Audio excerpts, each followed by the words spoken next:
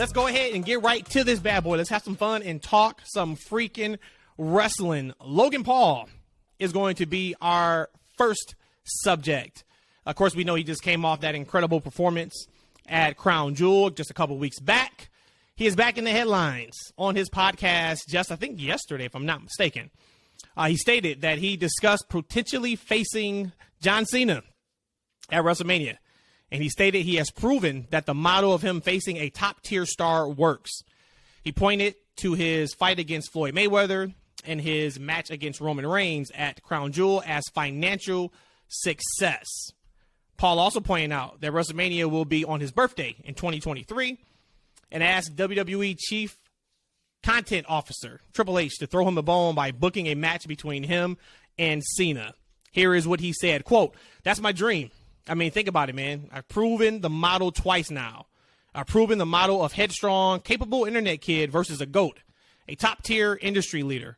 Floyd Mayweather, that worked. Generates $60, $75 million.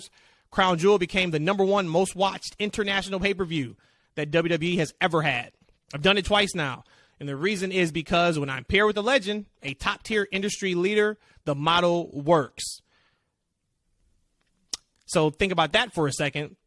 And then, of course, after that, if you guys don't know, John Cena posted a picture on Instagram of Logan Paul, just the picture by himself after Crown Jewel. Of course, then that kind of takes us to where we are now. Logan says, I called or texted Triple H right away. I said, "Do you want to break the internet again? That's a dream matchup, dude. At WrestleMania in LA next year on my birthday. Triple H, throw me a bone. Give me a birthday present and let me take out John Cena. That would be crazy." And then last part, he says, "I think that's the model that I'm actually going to pitch to WWE. This week, we're meeting with them, and I'm just going to be like, hey, this works for me. Put me against the best y'all have. I'm going to effing deliver. I'm going to effing deliver. You know that for a fact, and not put on only an amazing match, but I'm also putting asses in seats. I'm going to put eyeballs glued on the television. It's what I do. It's what I know. I can promise you that I'm going to do it every single time." So before I get your guys' thoughts on that, I do want to give Logan a little bit of round of applause. Handful of matches in WWE, and boy, is he confident. He should be confident, for sure, from what we've seen from him. But you listen to that transcript, he's all about it. He's like, hey, I've had The Miz, I've had Rey Mysterio, I just had Roman. Now give me one of the GOATs of absolute all time, John Cena at WrestleMania, the biggest stage that we have. Rhodesia, let me start with you. Thoughts on that transcript that I just talked about and your excitement level if we were to get Logan Paul versus John Cena at WrestleMania. Does that tickle your fancy? That was a lot that you just read there. This is the first time of me hearing all of that. We can't get away from these dream matches, huh? I thought we had a conversation about dream matches last episode. But for we did, right? Logan, I thought he was still hurt. So I guess this is news to me. Him going against Cena, absolutely, it would be a draw. One thing that in that whole diatribe of what he was talking about, he will put asses in seats. He will get the internet watching for sure. We saw that with Roman Reigns just recently.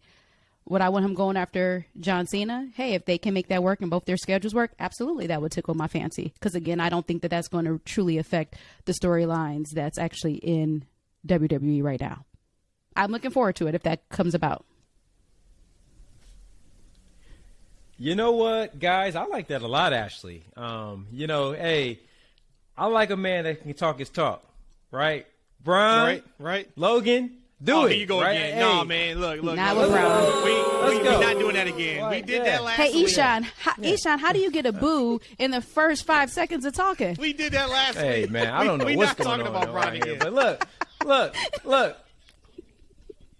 look. Me, Brian, and Logan, I like it. Okay, Logan, talk it. He can talk the talk. He can walk the walk. He can definitely deliver. How can you not respect that man after we saw him do at Crown Jewel? So like, I'll love to see the match. I think it's going to be exciting. I think it's going to be some entertaining TV. So yeah, Triple H, make it happen. You heard he said he's thinking, going Matt? to go after it. Of course, after we talked on our pod last week, I got myself so wound up on John Cena versus Steve Austin. That's the match I want.